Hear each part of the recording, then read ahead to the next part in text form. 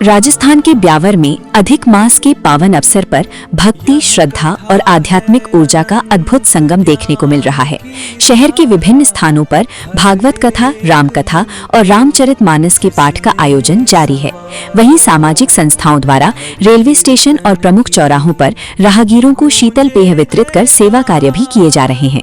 इसी कड़ी में महिला कथावाचक बीना पांडे द्वारा यादव भवन के पास स्थित काशी विश्वनाथ मंदिर में 7 दिवसीय श्रीमद् भागवत कथा का भव्य शुभारंभ किया गया। कथा आरंभ से पहले भव्य कलश यात्रा निकाली गई, जिसमें बड़ी संख्या में श्रद्धालु शामिल हुए। पूरा क्षेत्र भक्ति संगीत और जयकारों से गूंज उठा।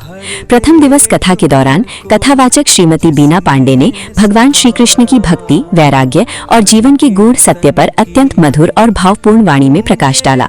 उन्होंने कहा कि ये संसार नश्वर है और मनुष्य को मोह माया में उलझने के बजाय भगवान श्री कृष्ण के चरणों में प्रेम और श्रद्धा रखनी चाहिए।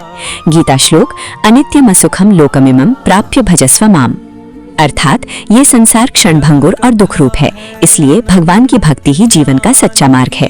कथा में श्री सुखदेव जी और महर्षि वेद व्यास जी के प्रसंग का विस्तार से वर्णन किया गया।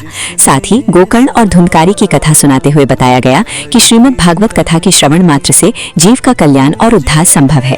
कार्यक्रम में बड़ी संख्या में श्रद्धालु उपस्थित रहे और पूरा वातावरण पूरी तरह भक्तिमय दिखाई दिया।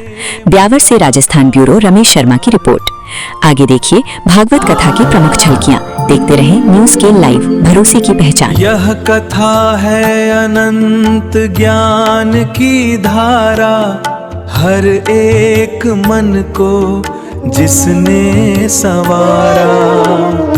हरि कीर्तन की गूंजे जयकार, जीवन अनमोल प्रेम का आधार।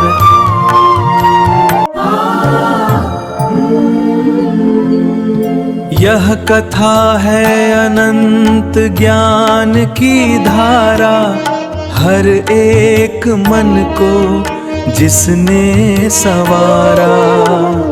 हरि कीर्तन की गूंज तो प्रेम से कीर्तन भी करना। यह कथा कीर्तन में संकोच नहीं रखना। कीर्तन में जितना संकोच होगा समझ जाना अभी पाप बहुत ज्यादा है। मन को नाचने में पैर नहीं उठे तो समझ जाना पाप बहुत ज्यादा है, इसलिए नहीं खड़े हो पा रहे हैं। तो मैं नहीं कह रही, भागवत कह रहा है। गूंजे जयकार, कीर्तन में शर्म का है कि वैष्णवों के प्यारे हो, आप वैष्णव हो, आप सब भगवान के अंत हो। आप सब में विराजमान उस परम पिता परमात्मा कृष्ण ज्ञान स्वरूप को छिपाया। भगवान है पर भगवान का दर्शन नहीं होता, भगवान के नाम को प्रकट कर रखा है।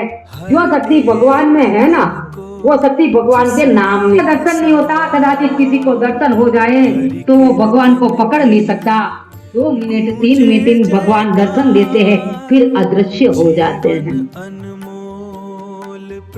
भगवान के नाम को पकड़ रखो, जहाँ नाम है वहीं भगवान है। आपके दर्शन का आनंद मिला है, अब राजा होने की इच्छा नहीं है। अब मुझे पूर्व जन्म याद आता है। पूर्व जन्म में गंगा किनारे आपका ध्यान करता था, तब मेरी एक भूल हो गई थी। एक राजा सुंदर रानी के साथ वहां आया। मैंने रानी को देखा, मेरा मन बिगड़ गया। मैंने रानी का चिंतन किया, वासना ही पूर्व जन्म का कारण है। फलस्वरूप राजकुटुंब में मेरा जन्म हुआ। एक रानी को देखने से, एक रानी का चिंतन करने से राजकुटुंब में जन्म लेना पड़ा।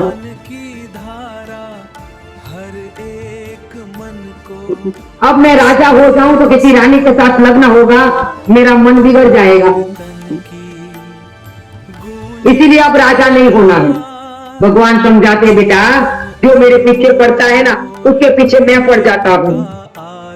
अब तेरी आंख में, मन में जरा भी विकार नहीं आएगा। तुम्हें राजा होने की इच्छा नहीं है, किंतु मेरा ध्रुव राजा हो, ये देखने की मेरी इच्छा है।